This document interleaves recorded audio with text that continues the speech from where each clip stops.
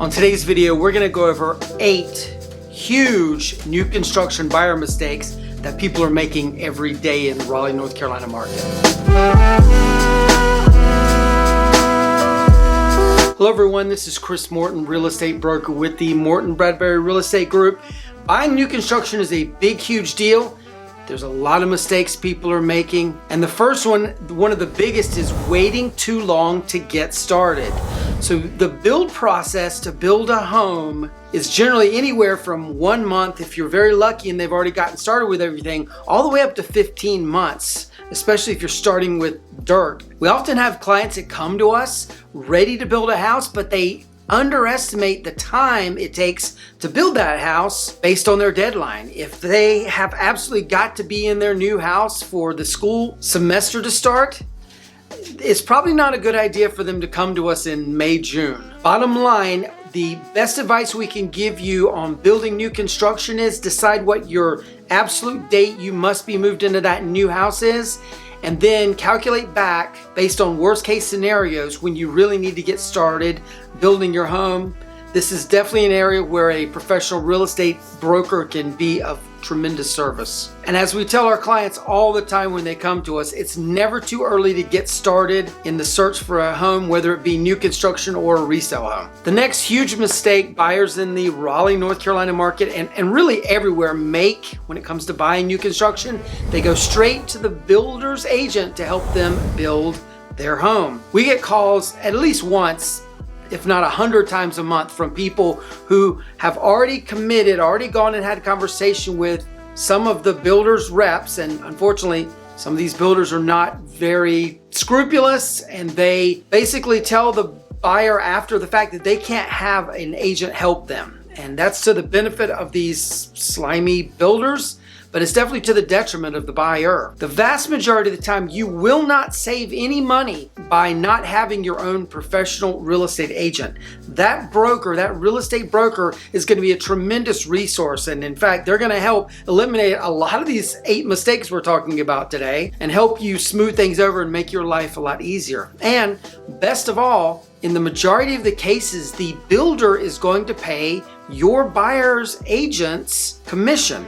So that's not going to be additional money out of your pocket. Again, that's not always the case, but in most instances, that is the case. The next big mistake we see people making all the time is going over budget on their finishes at the design center. So there's a good bit of chance that you will have the opportunity to take that builder's plan and customize it to be your own. At the very least, you're going to be able to pick out tile and countertops and cabinets and yada, yada, yada, all that.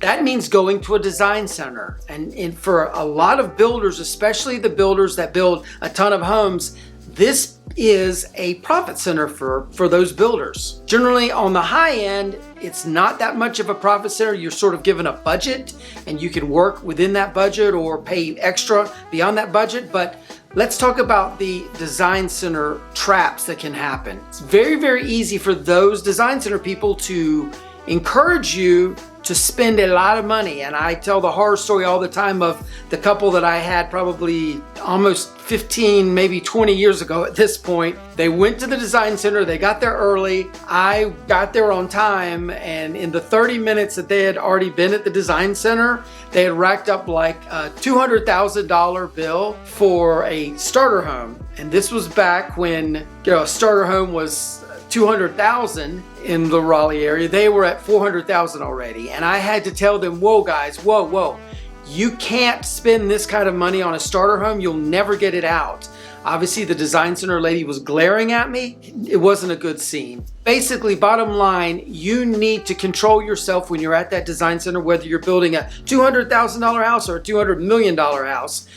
Buy what finishes are necessary to not only have you enjoy the home, but also be prepared to sell the home. I always encourage my team, and I do this myself with my clients, when we go to the design center, we're not there as your buyer's agent helper. We're there with our listing agent hat on. We're there to sell your house in 3 or 4 years. So if you're gonna put neon green tile in your bathroom from floor to ceiling and it's going to be $20,000 to replace it, we're going to do our very best to encourage you not to do that, because likely that neon green tile will not work really well for a future buyer. And yes, we know you're going to live in that house forever, except whenever we hear someone say they're going to live in a house forever, that means they're going to be there about 18 months. So just know that when you go to a design center, you need to control yourself. Take your agent with you, let them help you make the decisions that are going to not only maximize value to you, because let's face it, there's a tile that's $20 a tile and there's a tile that's $2 a tile. And for most people, it's hard to tell the difference. Probably better to go with the $2 tile, just my advice. The next big mistake that people make when they're buying a new construction home, they completely rule out buying a newer resale home. So there's circumstances that happen. In fact, we have a listing right now that did this happen. My folks bought the house 13, 14 months ago. They're now getting transferred to Las Vegas, and so they're selling their home. Nothing wrong with the home. If anything, they've improved it. They've painted and added trim and all kinds of stuff. It looks amazing. If you're stuck and you absolutely have to have a new construction home, you're missing out on some great opportunities. This builder in this neighborhood where my folks are is still building. Unfortunately, my folks are on a nice wooded big lot, and the new homes that are being built are on little tiny postage stamps.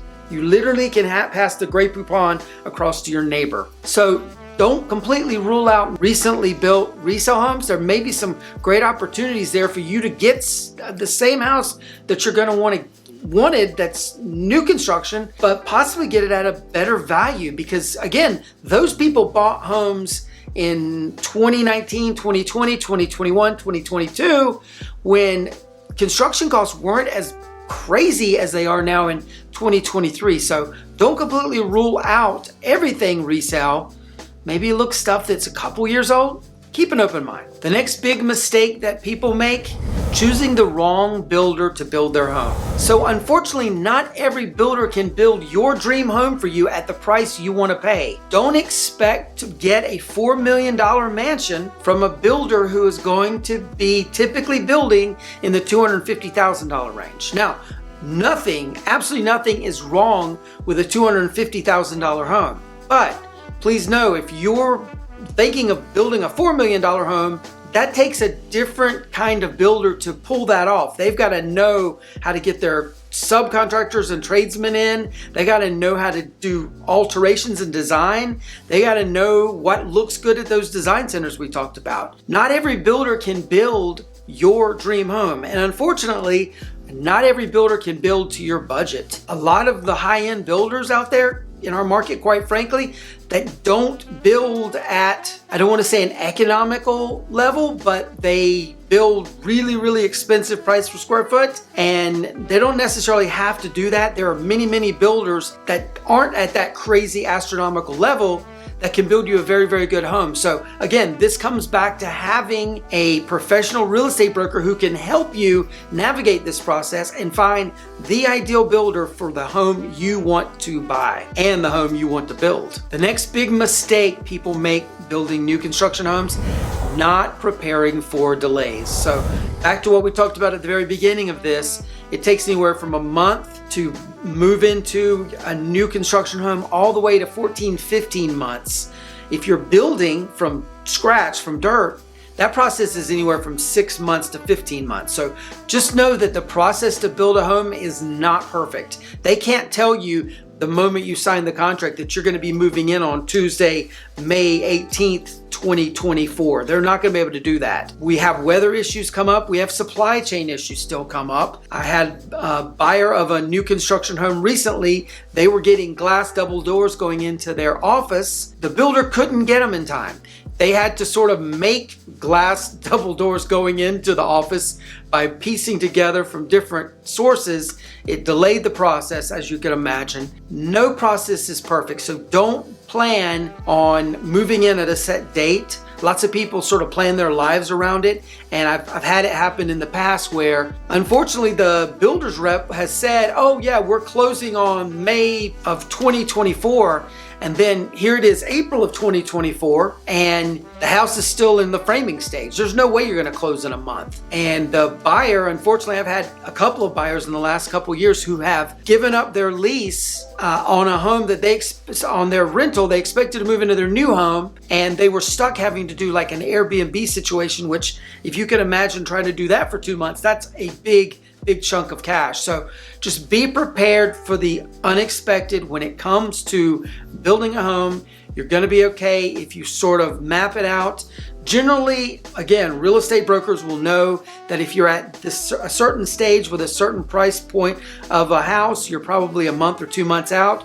They can help with that process, and they also can be like me and call every hour on the hour to find out how things are going on your home and kind of speed things up. The next big mistake people make when buying new construction homes is not doing a home inspection. So most people think home inspections are only for resale homes. We always encourage our clients to do a home inspection, whether they're buying a brand new home or a 100-year-old home. Things come up in that inspection that you would not expect. I have a distinct memory of a home inspection my inspectors did about 3 years ago.